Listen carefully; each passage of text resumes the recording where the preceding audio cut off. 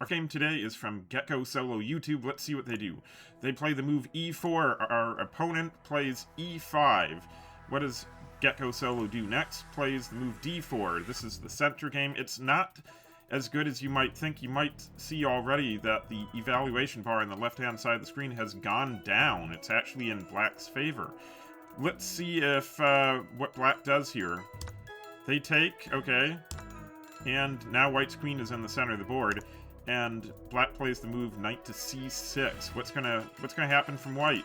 White moves the queen all the way back to d1, and this is the reason why the evaluation bar started to shift in black's favor. Let's look at where we are now, okay? So we put this in the center.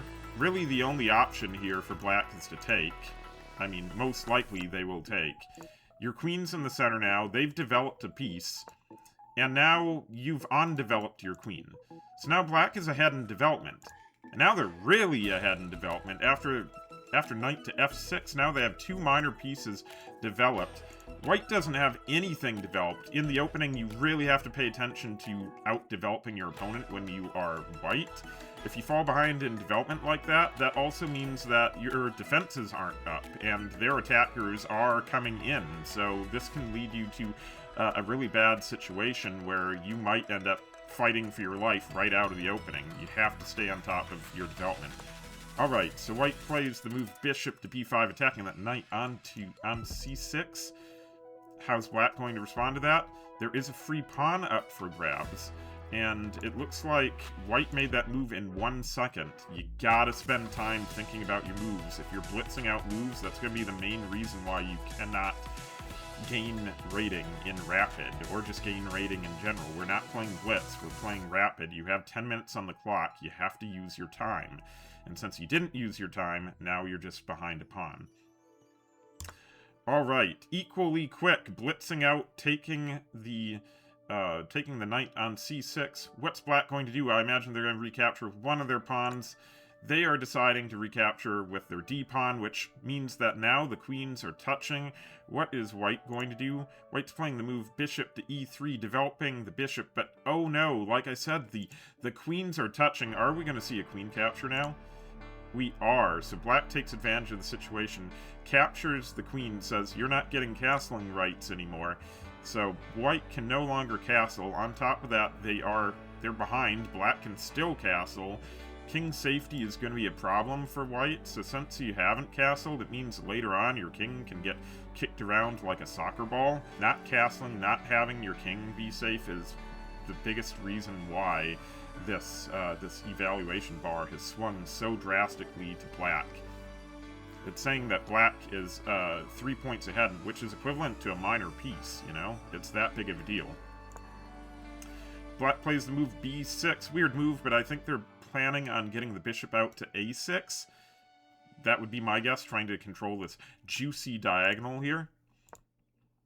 Good move. Alright, white saying we don't want this this knight on our side of the board anymore. That's a common thing when our opponent places a piece on our side of the board. We want to kick it out if possible. We don't want to allow it to stay on our side of the board because that might allow for tactics later on. You know, if multiple pieces start ganging up on us and we let that happen, we're going to be in for a problem.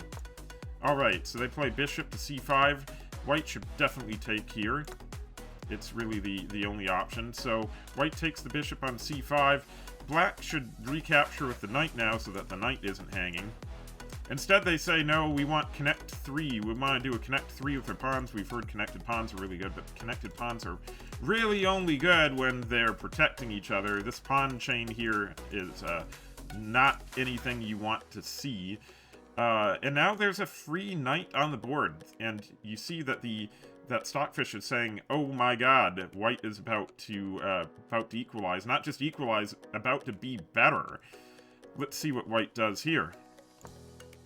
Alright, and white loses that opportunity. Another move made in 2 seconds.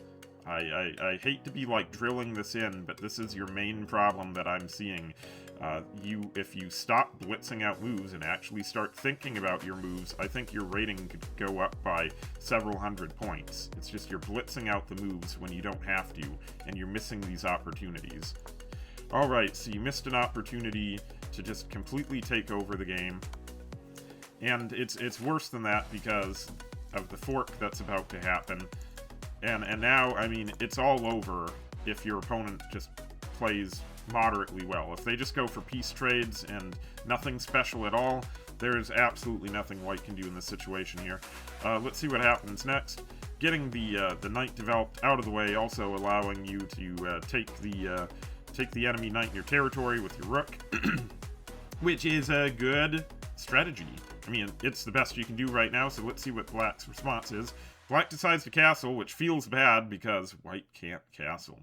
Alright. But look, their king is completely safe here, but behind a wall of pawns. None of the pawns have been pushed, so there's no hooks or anything to break into the position. A hook, by the way, would be if they pushed a pawn maybe to h6, and then we started pushing pawns trying to break into the position using that pawn. That's called a hook. Now we take the knight, and you notice, like, at this point, really, there's not a lot we can do. The evaluation bar is still completely in black's favor here. Black just needs to trade, and white needs to refute trades. We cannot allow trades as white at this point, because at the end of the day, we'll trade down, and, I mean, black will just have a winning advantage here, so we do not want trades. It would end up being eventually a knight versus a rook, probably. And that's not something we want. So, black plays the move g6, giving some room for their king. Not a bad move at all. It is a little, could be a hook, but really in this situation, I guess black can do whatever they want. There's really no way they can lose it unless they really play badly. We get our rook to the open file here. Generally a good idea. Rooks really love being on open files and trying to control open files. So not a terrible idea. They play their bishop to a6, just using this long diagonal.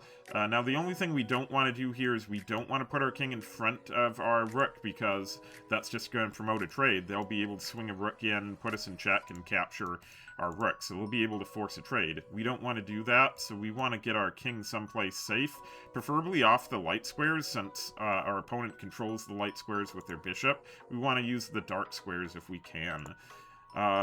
You found a dark square, but again, this is just going to promote a rook trade, which is something we don't want. You did it in 5 seconds. Again, not using your time. And sure enough, this comes the move. And I know that your opponent is also blitzing out moves, but that's no reason for you to choose to blitz out moves yourself, you know? Okay. Rook to d8, check. King steps aside, forcing the rook trade. They could even throw in another check here with their other rook.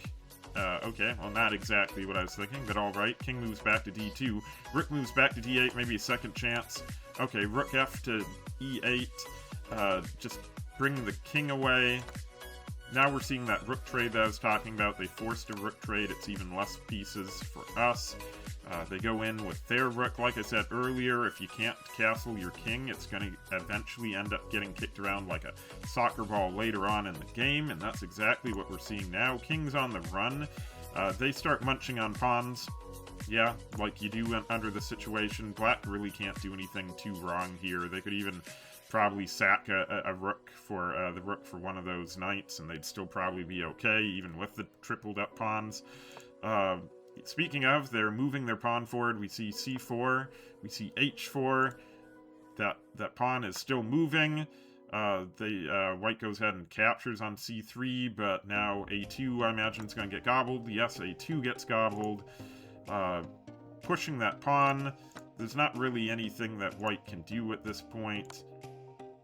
Okay, maybe there's some hope now. Knights are really tricky, so that king is getting moved around the board. Lots of checks, flurry of checks here. Alright, king's moving further. King's moving further into the territory. Other knights coming in. This is really good stuff. Try to confuse your opponent with those 2 knights, because those are very tricky, okay? Still moving the knights around the board. Just trying to get into a situation with a fork, and you found one. You finally got to a situation where you can fork the king and the rook. and take back control of the game. Hopefully, it's still really, like, it's still going to be really tough on you, because even at the end of the day, after taking the rook off the board, white has just an overwhelming pawn majority, and that light squared bishop is going to be really annoying, shifting around on the mostly open board. Alright, but you don't find it, and again, 2 seconds, you miss it, because you only spend 2 seconds on your move. And now, I don't know if black is going to allow you to get another opportunity like that. Okay, both players shifting around some pieces, trying to find anything at all. White manages to capture a pawn, and black manages to trade off the knight for the bishop.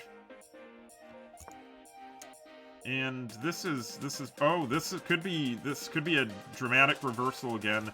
We do finally have another fork on the board here. Let's see. Also, your opponent made that move in 1 second, which shows just the same thing for your opponent. Your opponent would be way higher rated if they actually used the time available to them. Do you spot it? Yes, you do in fact spot this time. King over to the side. Now white has a dramatic edge. These pawns here are going to be very difficult to do anything with. The main thing right now is that we need to get our king into the game. We need to get our king and actually use it to stop this pawn from going in and promoting. Especially if they're going to use their king to try to escort it, we need to get our king involved. All hope relies on getting that king involved. So they're bringing their king, just like we said. Are we bringing our king? No, we're not bringing our king.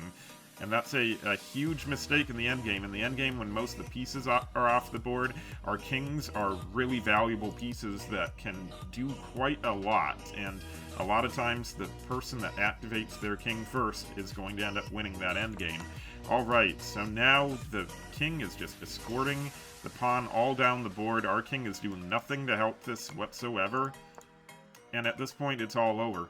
You can see the evaluation bar has slid back into black's territory. Reason being, black is able to promote this pawn. There's nothing at all that white can do at this point to stop that pawn from promoting into a queen. And sure enough, that's exactly what happens. We have a queen on the board. White still shifting things around. It's always possible they might find a fork between the king and the queen. Might be able to snatch that queen off the board. Even if that happens, though, black still has a pawn majority here. It's going to be very difficult for white to win regardless.